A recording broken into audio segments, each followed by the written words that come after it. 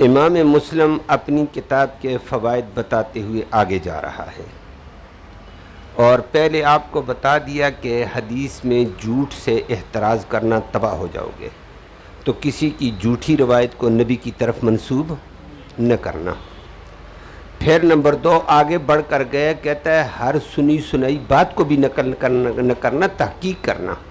ہر سنی سنائی بات نقل کر دو گے تمہارے جھوٹا ہونے کے لیے کافی ہے، اور وہ پھر نبی کے لیے جو ہر سنی سنائی بات نبی پر تھوپو گے تو بڑا جھوٹ ہو جائے گا، بچنا اس سے۔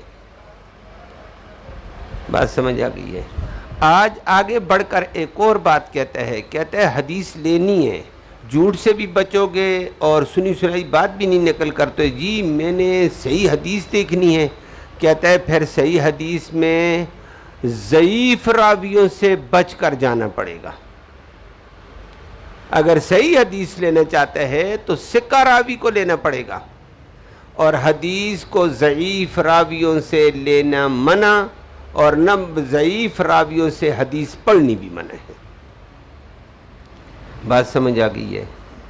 کہتا ہے ضعیف جب ہے ہی ضعیف، اس کا پہلے پتہ کر جو راوی کیسا ہے، ثقہ ہے یا ضعیف ہے، عادل ہے یا غیر عادل ہے، ضابط ہے یا غیر ضابط ہے، پہلے اس کی تحقیق کر پھر اس سے حدیث چلا۔ اگر وہ ثقہ ہے، اس کی روایت بھی ثقہ ہے، وہ بھی صحیح، تو روایت صحیح ہے۔ وہ عادل روایت تعدیل والی ہے تو نقل کر دینا، نہیں تو چھوڑ دینا، اپنے آپ کو تباہی سے بچانا۔ امام مسلم کہتا ہے میں نہیں، یہ محمد کریم صلی اللہ علیہ وسلم نے اپنی زندگی میں پیشن گوئی دے دی تھی کہ لوگوں تمہارے پاس ایسے فراڈیے 2 نمبر کے آئیں گے جو میری طرف سے حدیثیں پیش کریں گے تمہیں، تو یاد رکھنا ایسے محدثین سے بچ کر جانا۔ ایسے لوگ آئیں گے، واعظ آئیں گے، محدث بن کر آئیں گے، عالم بن کر آئیں گے، لیکن ان سے حدیثیں نہ لینا۔ پہلے ذرا پتہ کر لینا کہ یہ حدیث دینے والا کیسا، اس نے کس سے لی ہے، اور یہ کون سی حدیث ہمیں دے رہا، اس کی تحقیق کر کے آگے بڑھنا، احتیاط کر کے جانا۔ سمجھ آ گئی ہے؟ اسماعیل دیکھ، پھر حدیث میں اللہ کے نبی نے بہت پہلے فرما دیا، جو فرما دیا سچ ہے۔ نبی نے اپنے دین کو محفوظ کرنے کے لیے ہر پہلو واضح کیا ہے کہ تاکہ دین چوروں سے محفوظ رہے۔ دیکھ پہلی روایت لائی ابو ہریرہ رضی اللہ تعالیٰ عنہ کی عن رسول اللہ صلی اللہ علیہ وسلم انہ قال سیکون ان قریب ہوں گے فی آخر امتی، میری اس امت کے آخر میں، آخر سے مراد ہمارا دور نہیں ہے، نبی کا پہلے قرن کا آخر بھی آخری ہے۔ سمجھ آ گئی ہے؟ پہلی صدی کا آخر بھی ان قریب میری امت میں آئیں گے آخر میں اناسن، ایسے لوگ، موصوف بنائے میں نے اس کو، یحدثونکم، وہ تمہیں حدیثیں سنائیں گے، بما، ایسی ایسی صحابہ وہ حدیثیں سنائیں گے، لم تسمعوا انتم ولا آباؤکم، وہ حدیثیں نہ صحابہ تم نے سنی نہ تمہارے باپ دادوں نے جو میرے شاگرد، وہ حدیثیں نہ تم نے سنی نہ تمہارے باپ دادا نے سنی جو میرے شاگرد ہیں، ان میں کسی نے سنی نہیں، اور وہ ایسی حدیثیں بنا کر بنائیں گے، پیش کریں گے۔ ایسے لوگ آئیں گے تو پھر کیا کریں؟ پھر ایسے لوگوں کی حدیثوں سے، یہ پھر ایسے وضع ہیں، ضعیف ہیں، بات سمجھ آئیے، گڑنے والے ہیں، تو فرمایا وَإِيَّاكُمْ وَإِيَّاهُمْ، اِيَّا اس میں فعل ہے، کم فاعل ہے، پھر بچاؤ، بچو، کس کو بچاؤ؟ تم بچو، اِيَّاهُمْ، ایسے ضعیف راویوں سے بچنا، ایسے جھوٹوں سے اپنے آپ کو بچانا، یہ تمہیں خراب نہ کر دیں۔ اب یہ حدیث سے ثابت ہو گیا کہ ہم ہر حدیث نہیں لیں گے، ہم وہ حدیث لیں گے جو سکہ ہو، سکہ روایت کرے گا، ہم اس کو لیں گے، نہیں تو نہیں۔ جی آگے دیکھ، اس سے بھی زیادہ وضاحت آئی ہے کہ نبی کریم صلی اللہ علیہ وسلم نے پہلے تو اتنا کہا ایسے لوگ آئیں گے، صرف لوگ کہیں، جو ایسی حدیثیں سنائیں گے جو تمہارے باپ دادوں نے، جو میرے شاگرد ہیں انہوں نے نہیں سنی ہوں گی، وہ اب اپنی طرف سے گڑی ہوئی حدیثیں پیش کریں گے۔ اب نبی نے ان پر فتویٰ بھی لگایا کہ وہ دجال ہوں گے۔ کون ہوں گے؟ دجال دجل سے ہے، اور دجل کا معنی دھوکا، اور دجال دھوکے باز، اور بعض چھوٹا دھوکے باز ہوتا ہے، بڑے دھوکے باز، بڑے، اور سب سے بڑا دھوکے باز دجال اکبر آئے گا، اور ایسے کرشمے دکھائے گا، دنیا دنگ رہے گی۔ نیچے والے دجال بھی ایسی میٹھی چھوڑیں گے، لوگ کہیں گے واہ واہ کیا ہی زبردست حدیث چھوڑی ہے اس نے، آج پہلی دفعہ سنی ہے، بڑی زبردست بات کی ہے، اور ان مولویوں نے ہمیں آج تک بتائی نہیں تھی۔ یہ نہیں پتہ ہے، وہ تو تراشی ہوئی چھوڑو ہے، سمجھ آئیے؟ اللہ اکبر۔ یکون فی آخر الزمان الدجالون، یہ امام مسلم کا انداز ہے۔ پہلی حدیث بتائی نا کہ لوگ آئیں گے، دوسری حدیث لا کر تشریح کر دی یہ حدیثیں لانے والے دجال ہیں، بڑھ کر فتویٰ بھی لگا دیا، تشریح کر دی ہے کہ اس کا فتویٰ نبی نے خود لگایا ہے، پہلے سے بڑھ کر بات کر دی۔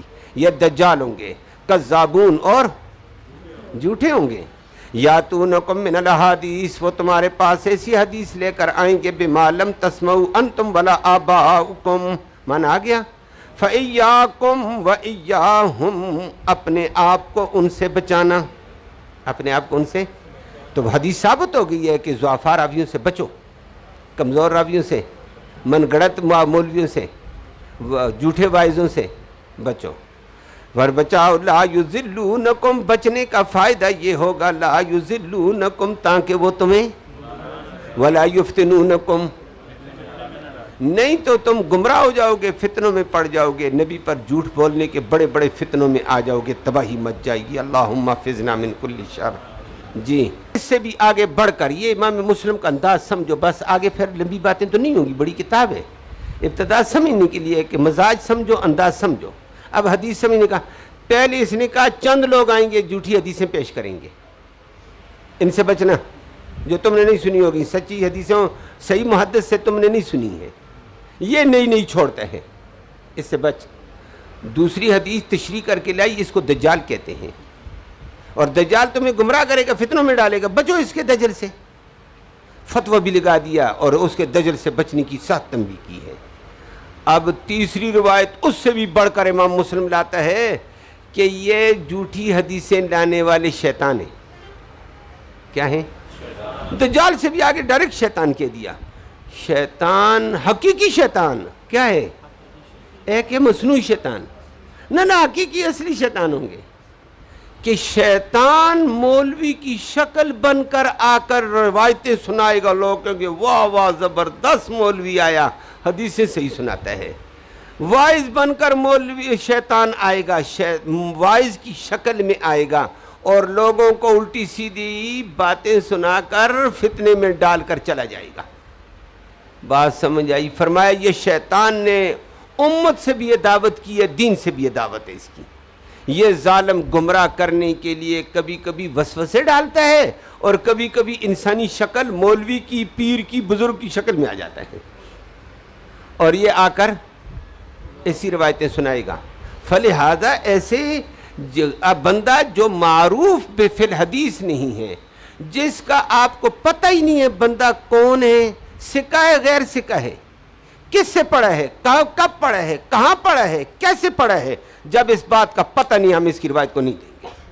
ہمیں بندے کا پتہ ہونا چاہیے، یہ فلاں ابن فلاں ہیں، اس کا استاد فلاں ابن فلاں ہیں، یہ فلاں علاقے میں تھا، فلاں علاقے میں جا کر اس نے پڑھا تھا، اتنا عرصہ اس نے پڑھا ہے، ہم روایت کو تب لیں گے، نہیں تو نہیں لیں گے۔ اسی لیے محدثین نے راویوں کے اوپر اتنی جرح کی نا، کہا یہ راوی پیدا کہاں ہوا ہے، کب پیدا ہوا ہے، کب پڑھنے شروع کیا ہے، کس استاد سے پڑھا ہے، وہ استاد کب پیدا ہوا تھا، وہ کب پڑھانے لگا تھا، کون سی جگہ پڑھایا ہے، اس نے کون سی جگہ پڑھا ہے۔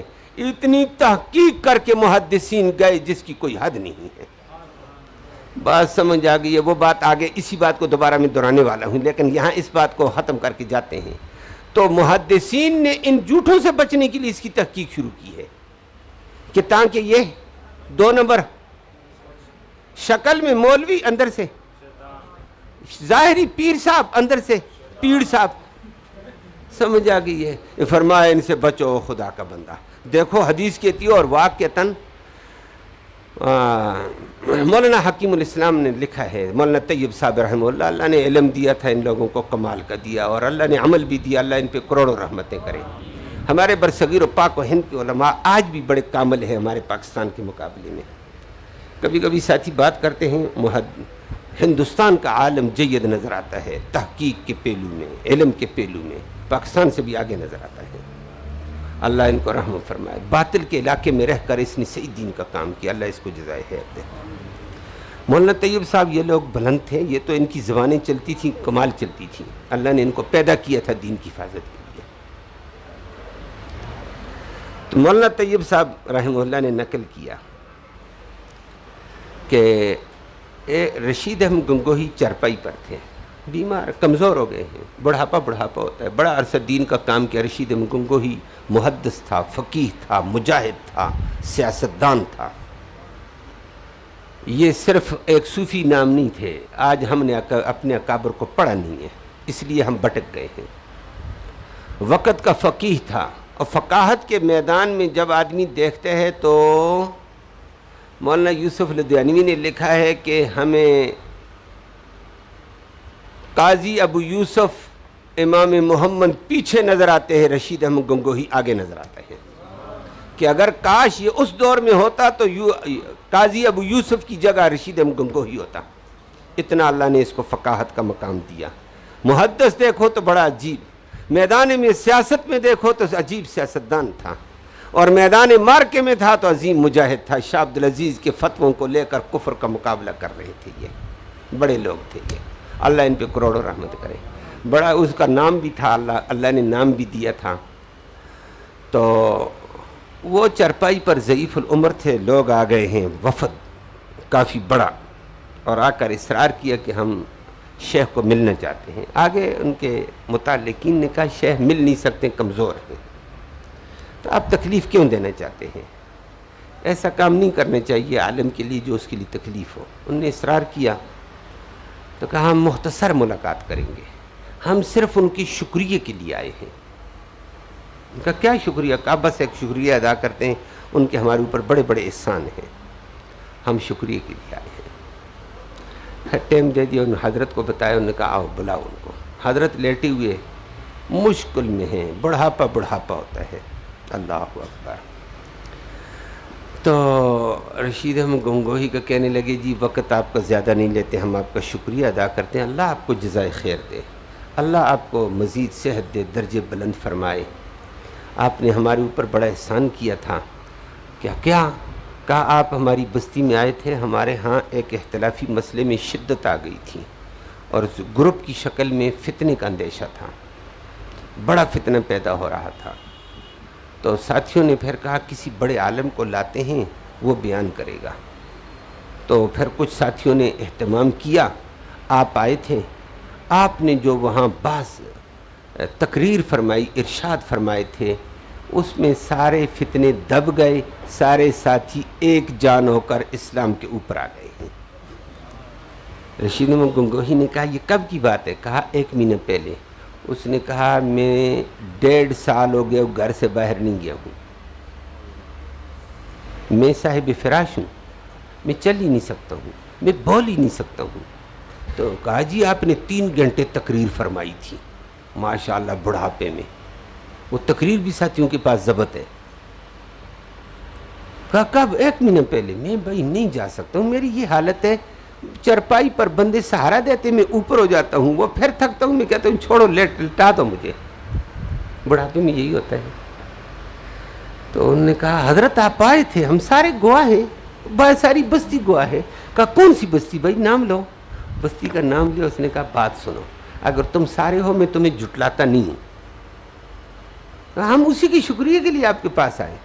اس نے کہا بھائی بات سنو، وہ تقریر جو کی کسی کو یاد ہے یا نوٹ کی ہوئی ہے وہ علماء کے سامنے پیش کرنا. اگر وہ تقریر دین کے تقاضے کے مطابق ہے تو آپ میں سے مخلص ساتھیوں کی وجہ سے اللہ نے آپ کی رہنمائی کے لیے فرشتے کو رشید احمد گنگوہی کی شکل میں بھیجا تھا.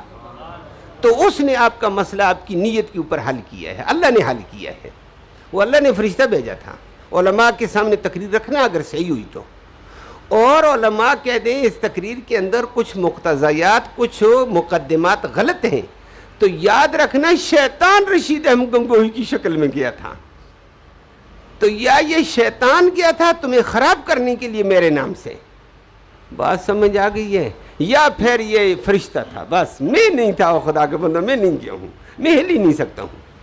اس نے کہا شیطان آ سکتا ہے، فرمایا آ سکتا ہے، نبی کے علاوہ شیطان ہر شکل میں آتا ہے، اور لوگ کہتے ہیں ماشاءاللہ بزرگ کی زیارت ہوئی ہے، بزرگ بڑا خنزیر ہوتا ہے، وہ ابلیس ہوتا ہے، سمجھ آئے؟ لوگ کہہ دیتے ہیں کبھی ادھر خواب کے چھوڑو آتے ہیں اور کہتے ہیں میں نے خواب میں بزرگوں کی زیارت کی، بزرگ نے یہ کہہ دیا، اور بابا شریعت کے مطابق کہا تو عمل کریں گے، نہیں ہے تو وہ شیطان تھا، ہمارے لیے خوابیں نہیں ہیں، ہمارے لیے قرآن و حدیث ہے، بات سمجھ آ گئی ہے۔ اور یہ پیر بھی آ جاتے ہیں، پیر بن کر خوابوں میں آ جاتے ہیں، اور خوابوں میں نہیں زندہ کے پاس آ جاتے ہیں، اللہ کا بندہ، سمجھ آ گئی ہے، اور کہتے رہتے ہیں ماشاءاللہ۔ اس دن مجھے ایک صاحب ملا، بعد میں مجھے پتہ چلا اس کی باتوں سے مجھے شک ہو گیا، لیکن میں نے اس کو اس وقت اس کی دلجوئی کی وجہ سے جو میرے دماغ میں آیا میں نے وہ بے لاگ تبصرہ اس کے سامنے نہیں کیا، بعد میں کچھ دنوں کے بعد مجھے حالات اس کے فکر مند ہو گیا، بندے کے کچھ طریقہ غلط ہے اس کا، بعد میں مجھے پتہ چل گیا، اللہ نے کسی کے ذریعے سے مجھے بتلا دیا۔ وہ کہنے لگا میں نے 2 بزرگ دیکھے، حضرت ایسے دیکھے خواب میں، پھر بعد میں نے ایسے دیکھے فلان جگہ، انہوں نے یہ کیا، میں نے اس وقت اس کو کر دیا، بعد میں مجھے افسوس ہوا، اس کو کھل کر بتانا چاہیے تھا مجھے، جو میرے دماغ میں آیا تھا اس وقت۔ وہ بھی کہنے لگا میں نے 2 بزرگ دیکھے، اور میں نے کہا بزرگ نہیں تھے، او خدا کا بندہ شیطان تھا، تجھے خراب کر رہا تھا، سمجھ آ گئی ہے؟ ایسے نورانی چہرے، ایسے پگڑی والے تھے، اور خواب میں آئے مجھے یہ کہہ رہے تھے، میں نے کہا اس خواب کے اوپر عمل نہیں کیا جا سکتا ہے، جا تو اپنے اعمال کی اصلاح کر۔ بعد میں مجھے پتہ چلا ہے اس کے اعمال میں کیا چیز تھی، اللہم احفظنا من کل شر۔ اور میری بات سمجھ آ گئی ہے؟ دیکھو حدیث میں بھی محدث بھی شیطان محدث بن کر آئے گا، وائز بن کر آئے گا، پیر بن کر آئے گا، مولوی بن کر آئے گا، فرمایا بچو اس سے، بات سمجھ آ گئی ہے؟ دیکھو فرمایا نبی کریم صلی اللہ علیہ وسلم نے، عبداللہ بن مسعود کہتے ہیں ان الشیطان لیتمثل فی صورت الرجل، بے شک شیطان البتہ صورت اختیار کر لیتا ہے، لیتمثل شکل اختیار کر لیتا ہے ایک انسانی صورت میں، فیات القوم، پھر ایک قوم کے پاس آتا، فیحدثہم، پھر ان کو حدیثیں سناتا ہے، بالحدیث من الکذب، کون سی حدیثیں؟ فیتفرقون، وہاں علماء حق بھی ہوتے ہیں، وہ کہتے ہیں جھوٹی حدیث ہے، ضعیف حدیث ہے، باقی کہتے ہیں جاؤ ایسا نورانی چہرہ تھا، ایسی پگڑی والا تھا، اس کے ہاتھ میں تسبیح بھی تھی، اس کے ہاتھ میں عصا شریف بھی تھا، عصا شریف جانتا ہے؟ ہاں بس سمجھ آ گئی ہے، وہ تو بڑا بزرگ بن کر آیا ہوا تھا۔ وہ مولوی کوئی سیدھا سادہ ہوگا، وہ بیچارہ درویش سا سیدھا طالب علم ہوگا، وہ کہے گا بھائی یہ حدیث ہم نے نہیں پڑھی، جھوٹ ہے، وہ کہے گا تو پاگل مدرسے میں روٹیاں حرام کر کے آیا ہوا ہے، اتنا بڑا بزرگ ہے، اس کو تو جھوٹا کہتا ہے۔ تو وہ پھر ایسی فیتفرقون، لوگوں میں کیا ڈال دیا، فرقہ بن گیا نا، اور مولوی کو جھٹلانے لگ گئے جو بیچارہ رگڑا کھاتا رہا، اور جھوٹی کی بات عوام نے لے لی ہے۔ بزرگ صاحب تھا، پگڑی صاحب تھی اس کی اوپر زبردست قسم کی۔ تو فیقول الرجل، پھر ایک آدمی ان میں سے کہتا ہے جی سمیت الرجلن، میں نے عظیم بندے کو آج سنا، رجلن کی تنوین تعظیم کے لیے، کہ عارف وجہ، میں آج بھی اس کا چہرہ جانتا ہوں، بڑا نورانی چہرہ تھا، بڑا چمکتا چہرہ تھا، لیکن ولا ادری مسمہ، لیکن نام کا مجھے بھی پتہ نہیں ہے، گدھے کا نام کیا تھا، وہ نام بتاتا ہی نہیں ہے، نام بتائے تو تعارف ہو جائے گا، پھر تو پتہ چل گیا حقیقت کیا ہے، سمجھ آئیے، لیکن نام نہیں جانتا ہوں، جو حدیث، اور وہ چھوڑ رہا تھا الٹی سیدھی حدیثیں، سمجھ آ گئی ہے۔ اور کہتے ہیں لوگ پھر یہ تبصرہ کرتے رہتے ہیں، اسی کے اوپر محدثین کرام نے اگلا کلام کر دیا۔ مولوی صاحبہ نعمت المنعم میں بھی، فیض المنعم، ساری کتابوں والوں نے لکھا ہے کہ یاد رکھنا، کبھی کبھی لوگ کہتے ہیں تواضع کرتے ہوئے کسی ممبر پر جاتا ہے مولوی بیان کرنے کے لیے، کہتے ہیں چھوڑو یار، تعارف کرانے کو چھوڑو، میں بیان ہی کر دیتا ہوں، کہتا ہے یہ تواضع حرام ہے، کیا کہا کہ نام نہیں ہے، ممبر پر بیٹھے گا تو اس کا پہلے تعارف کراؤ، آج فلاں صاحب آئے، یہ فلاں صاحب ہیں، فلاں جگہ پڑھاتے ہیں، فلاں جگہ پڑھا ہے، فلاں صاحب ان کے استاد ہیں، پورا تعارف کرو تو اس کو چلے گی۔ ممبر پر بیٹھا پتہ ہی نہیں، اور چھوڑی جا رہا ہے۔ خدا کا بندہ کہتا ہے ان ممبروں سے جھوٹ نقل ہو جاتا ہے۔ میری بات سمجھ آئی نہیں آئی ہے؟ پھر وہ اسی ضمن میں آ کر آگے بڑھ کر ہندوستان کے عالم میں نے لکھا کہ تبلیغی جماعت بھی اصلاح کی ضرورت ہے۔ وہ ممبر پر ایسا بندہ بٹھا لیتے جس کا پتہ ہی نہیں ہوتا کون ہے، کہاں سے آیا ہوا ہے۔ سمجھ آئیے؟ تو کہتا ہے ممبر پر بٹھانے کے لیے مسند آدمی پیش کرو اور اس کی سند بھی بتاؤ، اس کی سند بھی بتاؤ۔ یہ تواضع اپنی جگہ رکھو۔ یہ شیطان آ کر بیٹھ جاتے ہیں کبھی کبھی۔ سمجھ آ گئی بات؟ ممبر کو واضح کرو بندہ کون ہے، کہاں پڑا ہے، الی آخری۔ جی قاری صاحب رضی اللہ تعالیٰ عنہ کی روایت آ گئی ہے، وہ فرماتے ہیں قال فرماتے ان فی البحر الشیاطین، کہ سمندر میں چند شیطان مسجونتن جکڑے ہوئے ہیں، اور سکہا سلیمان علیہ السلام۔ ان کو کس نے جکڑا ہے؟ قرآن نے ذکر کیا ہے۔ شیطانوں پر، جنوں پر سلیمان علیہ السلام کی حکومت تھی، اور جو شیطان کیا کرتا تھا، گڑبڑ کرتا وہ اس کو باندھ لیتا تھا، جکڑ لیتا تھا اور سمندر میں ڈال دیتا تھا، سمندر کی تہ میں، جزیروں میں باندھ دیتا تھا۔ یہ سلیمان علیہ السلام تھا، یہ بے مثل حکومت تھی۔ ایسی حکومت وہ آپ حدیث میں پڑھے، مشکات میں بھی پڑھ کر آئے۔ نبی نے بھی ایک دو شیطان پکڑے، فرمائے میرا دل چاہتا باندھوں ستون کے ساتھ، لیکن مجھے میرے بھائی سلیمان کی دعا یاد آ گئی تھی، رب ہب لی ملکا لا ینبغی لأحد من بعدی، کہ میرا بھائی باندھتا تھا سلیمان، میں نہ باندھوں۔ یہ اسی کی دعا، اسی کی شان ہے، میں نے چھوڑ دیا۔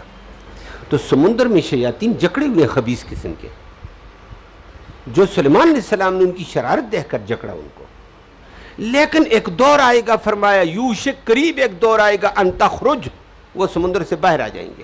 کیسے آئیں گے، کیسے کھلیں گے؟ واللہ عالم۔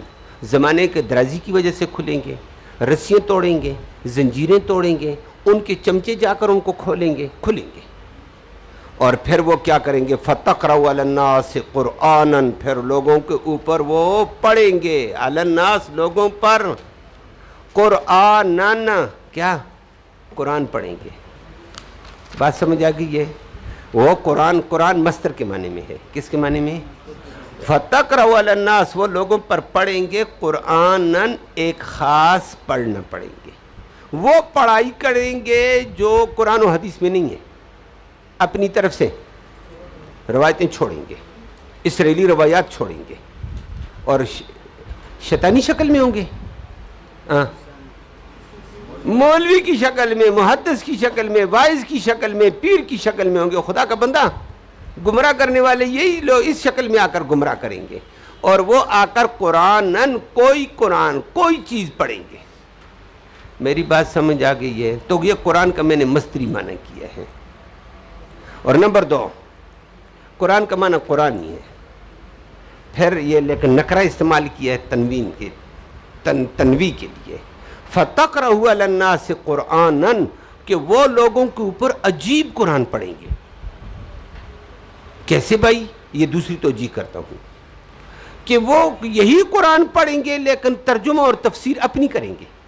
لوگوں کو گمراہ کر دیا۔ لوگ کہیں گے وہ جی قرآن پڑھتا ہے، وہ پڑھتا تو قرآن ہے لیکن مطلب، تفسیر، تشریح اپنی، اسرائیلی روایتیں، جھوٹی روایتیں۔ بات سمجھ آ گئی ہے؟ اور فرمایا ایسے لوگ آئیں گے۔ نمبر 3، یہ عبداللہ بن عمرو بن العاص ہے۔ آپ نے کتابت حدیث پڑھ لی ہوگی، بس مکمل ہوگی یا کہ جو بھی ہوگا تدوین حدیث میں، عبداللہ بن عمرو بن العاص نے نبی کریم صلی اللہ علیہ وسلم کے سامنے بیٹھ کر حدیثیں لکھی۔ اس کا نام الصحیفۃ الصادقہ ہے، کہ سچا صحیفہ، سچے نبی کی زبان سے میں نے لکھا ہے۔ اور دوسرا صحیفہ اس کے پاس حدیث یرموکیہ ہے، وہ جنگ یرموک میں اس کے ہاتھ لگا تھا، اس کا نام صحیفہ ہے۔ اس میں ساری اسرائیلی روایتیں، جب وہاں اس کے ہاتھ لگا، وہ اس نے موازنہ کیا کہ ہمیں نبی نے یہ پڑھایا، یہ حدیثیں کیا کہتی ہیں، سارا بکواس اور اسرائیلی روایتیں تھیں۔ وہ اس نے اپنے پاس رکھا ہوتا، لوگوں کو بتایا کرتا، لوگوں یہ جھوٹی روایتیں ہیں، ان سے بچنے ہیں۔ تو اس نے اپنے دور میں حدیث صحیفہ یرموکیہ دیکھا ہوا تھا، تو کہا، اور وہ ایسے ہی کہ لوگ آئیں گے فَتَقْرَهُ عَلَى النَّاسِ قُرْآنًا، وہ لوگوں کو پڑھائیں گے قرآن بنا کر. بات سمجھ آ گئی ہے؟ ایسے بھی ہوگا فرمایا، اس کے پاس بھی تھا، گویا جھوٹا قرآن پیش کریں گے. پہلے میں نے کہا قرآن پیش یہی ہوگا لیکن تفسیر، اور بات سمجھ آ گئی. اور اب کیا کہا میں نے؟ قرآن بناوٹی ہوگا. اور یہ بناوٹی مولانا شبیر احمد عثمانی نے اپنے دور کا تقاضا لکھا. ہمارے ہندوستان میں ایک ڈاکٹر منجانا آیا تھا، بڑا نام منجانا کا، بڑا مشہور بڑا ڈاکٹر ہے، اور لوگوں کو اس کے پاس ایک قرآن تھا پرانا رسم الخط، اور کہتا ہے میرے پاس نبی کے دور کا قرآن ہے. آج کو نبی کے دور کا ادھر جوتا ہے، دوڑے جائیں گے لوگ، توبہ توبہ. نبی کا بال ہے، اندھے دوڑیں گے. نہیں دوڑتے ہیں، لوگ پیسے کماتے ہیں. پگڑی شریف ہے ادھر، لوگ پیسے کمانے لگ جاتے ہیں. بات سمجھ آ گئی ہے؟ جی السلام علیکم کدو. وعلیکم السلام. دیکھو بابا دیکھو، میری بات سمجھ آ رہی ہے؟ تو ڈاکٹر منجانا صاحب نے صحیفہ بتایا نا، وہ کہتا ہے مولوی صاحب آج کل بعض دفعہ ہمیں مشکل پیش آ جاتی ہے. چند دن پہلے یہی کام ہوئے تھے.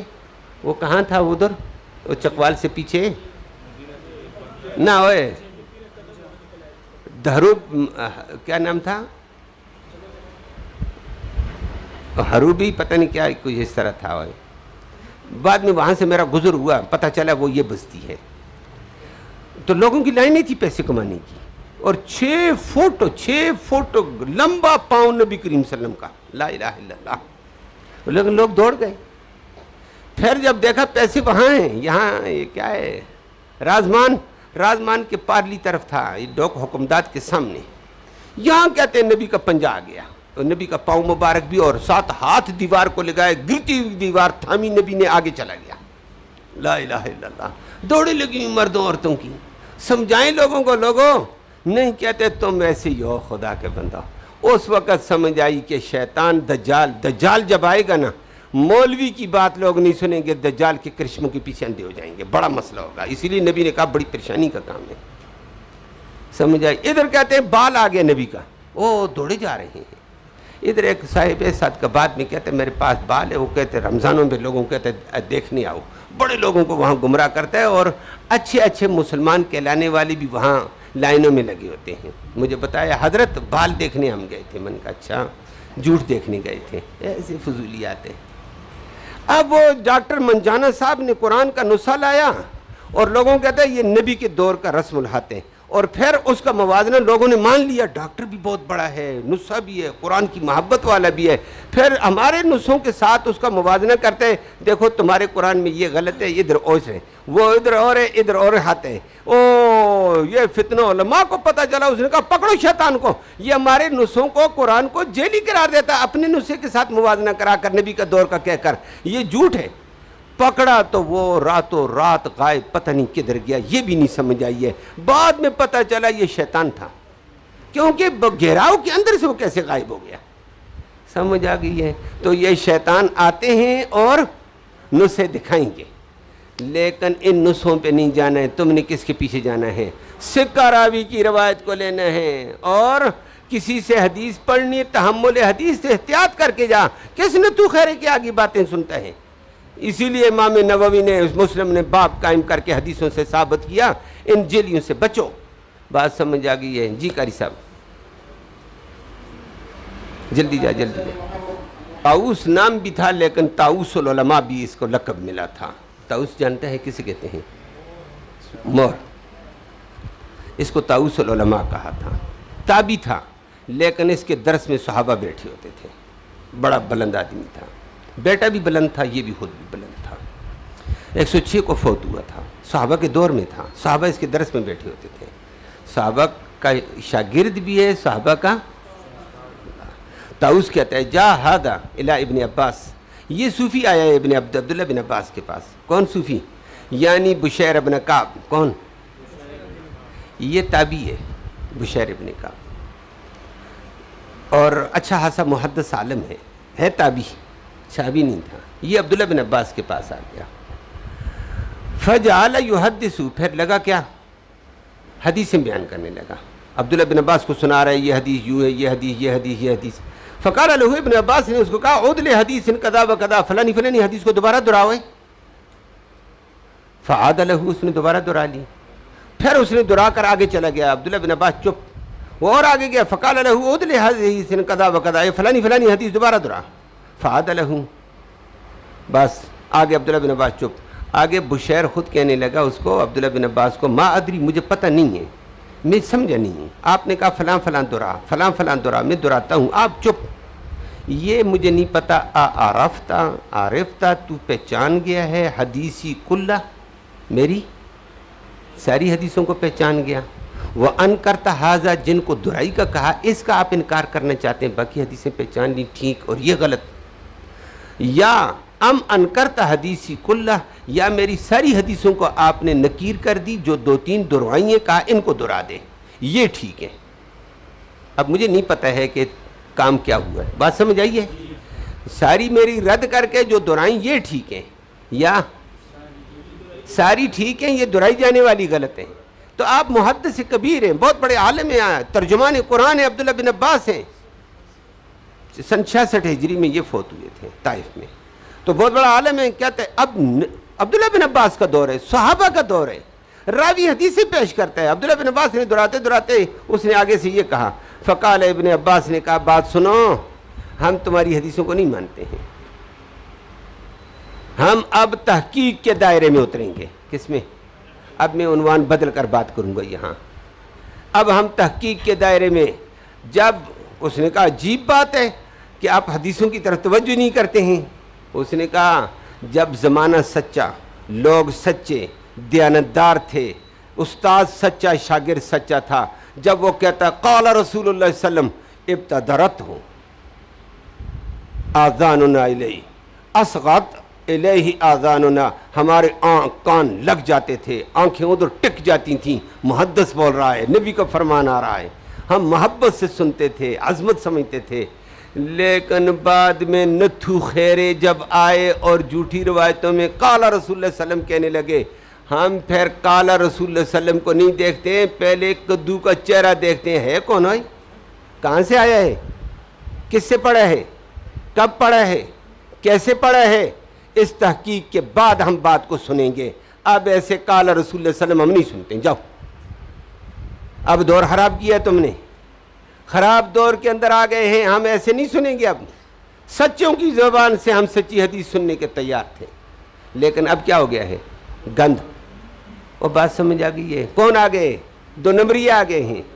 عبداللہ بن عباس کے دور میں دو نمبری آ گئے تھے، اتنا حدیث کے اندر مار کا گندا کر دیا تھا. تو اب امام مسلم کہتا ہے میرے مدعا کو مانو، حدیث کی تحقیق کر کے جاؤ. ہر نتھو خیرے سے روایت نہ لو، سکہ راوی کی روایت کو لو. عبداللہ بن عباس. اب میرے کہا میں عنوان بدلوں گا، اب عنوان بدل کر جانا چاہتا ہوں. پہلے کیا کہا تھا اس نے؟ مولوی صاحب جب حدیث میں گند آنے لگا، کیا آنے لگا؟ گند، جھوٹ آنے لگا، شیطان بھی حدیثیں سنانے لگا، جھوٹے مولوی بھی آ گئے، واعظین بھی آ گئے، محدث بن کر بھی آ گئے، جھوٹے مفتی بھی آ گئے، بربادی آنے لگی. سچے لوگوں نے 3 کام کیے. کتنے؟ ایک کام یہ کیا ہے کہ اب حدیث کو ہم بڑے بڑے محدثین سے چیک کرائیں گے. کیا کریں گے؟ توثیق کرائیں گے. کیا کرائیں گے؟ اگر محدث توثیق کرے گا تو روایتیں لیں گے، محدث توثیق نہیں کرے گا ہم روایتیں نہیں لیتے ہیں. یہ جو آپ کے سامنے روایت آئی، بشیر ابن کعب نے روایتیں سنی تھی، تابعی تھا، یہ توثیق کے لیے عبداللہ بن عباس کے پاس آیا ہوا ہے.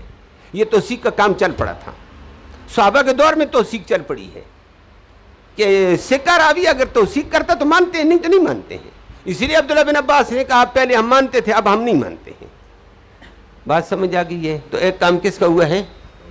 توثیق، کبار سے توثیق کرنے کا. تو فلہذا لوگوں نے نا دین کی حفاظت کے لیے بڑے بڑے محدث اپنی کتابیں اٹھا کر بڑے عالم کے پاس جاتے، عیب نہیں سمجھتے تھے.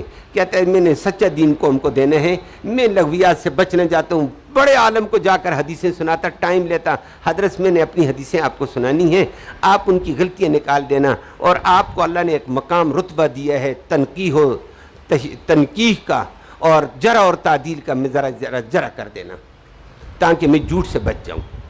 تو اگر یہ کہتے چھوڑو جی میں خود عالم ہوں، میں فلاں کو کیوں چیک کراؤں، فلاں سے توثیق کیوں لوں، پھر بھی مسئلہ خراب ہوتا تھا۔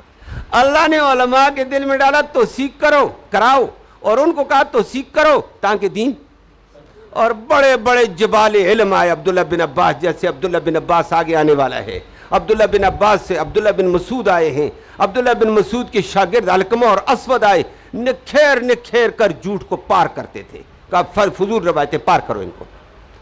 یہ توثیق کے مرحلے کے اندر پھر کام کیا ہوا، دروازہ بند ہونے لگا، جھوٹوں کا دروازہ بند ہو، توبہ ہو، جھوٹی روایتوں کے لیے آگے پہاڑ کھڑے ہیں، وہ نہیں چلنے دیتے ہیں، کافی دروازہ بند ہوا ہے۔ بات سمجھ آ گئی ہے اس توثیق سے۔ اور نمبر 2 دوسرا کام کیا کیا ہے، انہوں نے کہا ہم سند کے ساتھ اب روایت پیش کرو، تو کون، کس سے پڑھا، کب پڑھا، کیسے پڑھا، کس دور میں پڑھا، پوری بات کر اور آگے جا، نہیں تو نہیں مانتے ہیں۔ وہ باب آگے آ رہا ہے، الاسناد من الدین، وہ بات وہاں آئی گی۔ یہاں کس کی بات چلی ہے، توثیق کی۔ تیسرا کام کیا جرح اور تعدیل کا، کس کا کیا ہے، اور تیسرا کام محدثین نے یہ کیا ہے، صحابہ نے اور تابعین نے، کہ جو راوی پیش کرے گا ہم اس کی عمر پوچھیں گے، پیدا کہاں ہوا، پڑھا کہاں ہے، زندگی کیسی ہے، سچا کیسا ہے، جھوٹا کیسا ہے، معاملات کیسے ہیں، اگر صحیح ہوگا روایت قبول ہے، نہیں ہوگا تو ہم روایت نہیں دیتے ہیں۔ اور ایسے اصحاب الجرح و تعدیل پیدا ہوئے دنیا میں، اور محدثین کی زندگیوں کو ایسا نکھیرا نا، میں نے کہا، میں تھوڑی دیر پہلے کہا یہ جملہ میں دوبارہ بولوں گا، اور انہوں نے آ کر پھر یہ تابعین کے دور میں جتنے راوی آئے تھے ان روایتوں کو پرکھا، راوی کو پرکھا، اس کے استاد کو پرکھا، اس کی زندگی کو پرکھا، اس کی پیدائش کو لیا، اس کی موت کو لیا، اس کی زندگی کے حوال لیے ہیں، اور اس کے اوپر انگریز مؤرخ مسٹر سٹرنگر لکھنے لگا، کہتا خدا کی قسم محمد کا دین سچا ہے، کہتا ہے وجہ اس کی یہ ہے ہم نے دیکھا محمد کے دین کی ہر قرآن اور حدیث محفوظ نہیں ہے، حدیث دینے والے راوی بھی ان کے پاس محفوظ ہیں، کہ راویوں کی پیدائش سے لے کر موت تک ان کو سب یاد ہے، اور 5 لاکھ محدثین کا ذخیرہ ہماری کتابوں میں موجود ہے، 5 لاکھ، التہذیب، التقریب، تقریب التہذیب، میزان الاعتدال، یہ کتابیں اٹھاؤ گے یہ راویوں کے اوپر جرح کر کے آئیں گی، یہ راوی فلاں جگہ پیدا ہوا، یہ ہوا، یہ راوی فلاں جگہ ہوا، یہ ایسا تھا، زندگی میں ایسے گزرا، حافظہ اس کا کمزور ہو گیا بڑھاپے میں، ساری تفصیل ان کتابوں میں ملی ہوئی ہے، 5 لاکھ راویوں کا پوری سوانح موجود ہے۔ اور مسٹر سٹرنگر کہنے لگا پتہ یہ چلا محمد کا دین سچا اور اللہ اس کی حفاظت کرتا ہے، کہ محمد کے دین کی صرف حدیث محفوظ نہیں ہے بلکہ اس کی سندیں بھی محفوظ ہیں، راوی بھی محفوظ ہیں۔ بات سمجھ آ گئی ہے؟ یہ یہاں سے ابھی آپ کے سامنے کون سا سلسلہ چلا، توثیق کا، اور باب کے آخر تک جائے گا، آگے سند سلسلہ چلے گا، سند کا آگے چلے گا جرح اور تعدیل کا، مصنف